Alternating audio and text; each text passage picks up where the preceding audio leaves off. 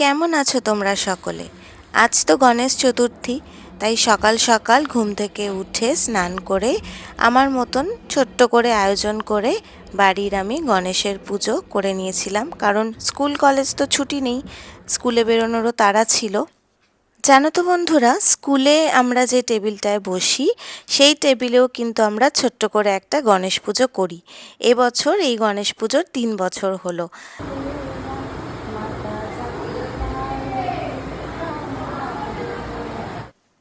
এই হলো পুজোর প্রসাদ। যাই হোক, স্কুল সেরে যখন বাড়ি আসলাম তখন দেখলাম ডিটিসি একেবারে আলোর মোড়কে সেজে উঠেছে গণেশ পুজো উপলক্ষে। প্যান্ডেলটাও খুব সুন্দর হয়েছে, অনেকটা তারাপীঠের আদলে। আর প্যান্ডেলে ঢোকা মাত্রই তো আমার সব দিদিরা কাকিমারা সবাই একেবারে গল্পের আড্ডায় একেবারে মেতে উঠলাম।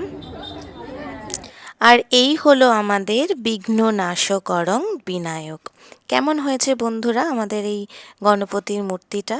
যাই হোক, তো এবার খাওয়া দাওয়ার পালা। এখানে সানি খাচ্ছে, ওখানে সানির বাবা, আর এরপরে যে সমস্ত দাদারা সার্ভ করছিল তাদেরও আমি একটু করে ছোট্ট করে ভিডিও নিয়ে নিলাম। ওরা অনেক খাটাখাটনি করছে।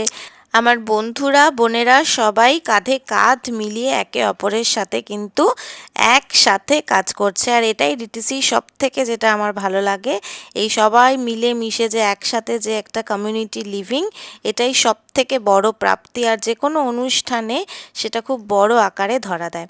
তোমাদের আজকে গণেশ চতুর্থী কেমন কাটলো সেটা জানাতে ভুলো না কিন্তু। আর এখানে আবার একজন আমার ফ্যান পেয়ে গেছি।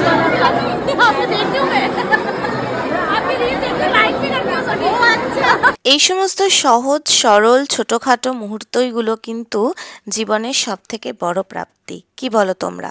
তোমরা সবাই খুব ভালো থেকো। তোমাদের সাথে আমার আরও অনেক গল্প বাকি।